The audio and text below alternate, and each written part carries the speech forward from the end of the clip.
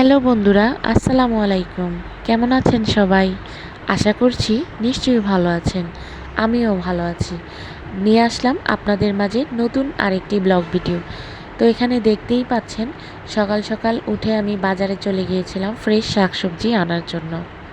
এখানে রয়েছে ফ্রেশ পেঁপে, লাউ শাক, ধনেপাতা আর মাংস।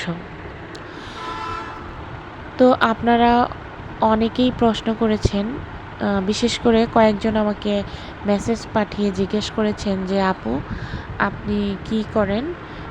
তো আপনি সকাল সকাল বাজার করেন, ভাইয়াকে দিয়েও তো করাতে পারেন।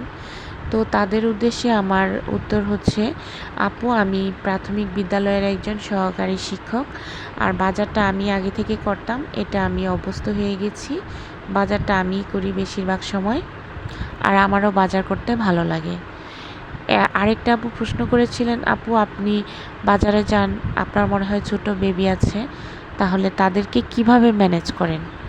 হ্যাঁ আপু, আমি তাদেরকে ম্যানেজ নিজে করি, এবং যখন আমি বাজারে যাই বা কোনো কাজে যাই, তখন আমার পরিবারের আরও সদস্য আছে, তারা বাচ্চার দেখাশোনা করে, সেই জন্য আমার সমস্যা হয় না আপু।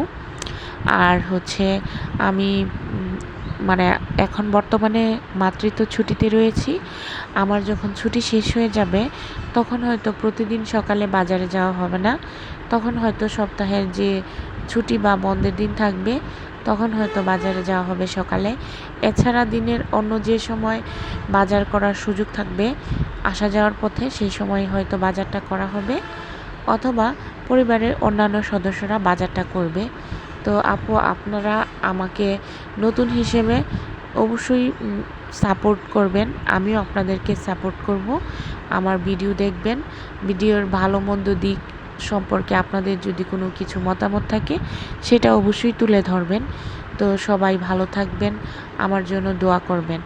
আর ফেসবুকে অবশ্যই আপনাকে সফল হইতে হলে প্রত্যেকের ভিডিও দেখে কমেন্ট করতে হবে, লাইক করতে হবে, তাহলে আপনার এঙ্গেজমেন্ট বাড়বে। আর এঙ্গেজমেন্ট বাড়লে অবশ্যই আপনি দ্রুত সফলতা লাভ করবেন। এই জিনিসটা আসলে আমি খেয়াল করেছি, যে আমি যখন থেকে অন্যের ভিডিও দেখছি এবং কমেন্ট করছি, আমারও এঙ্গেজমেন্ট বাড়তেছে।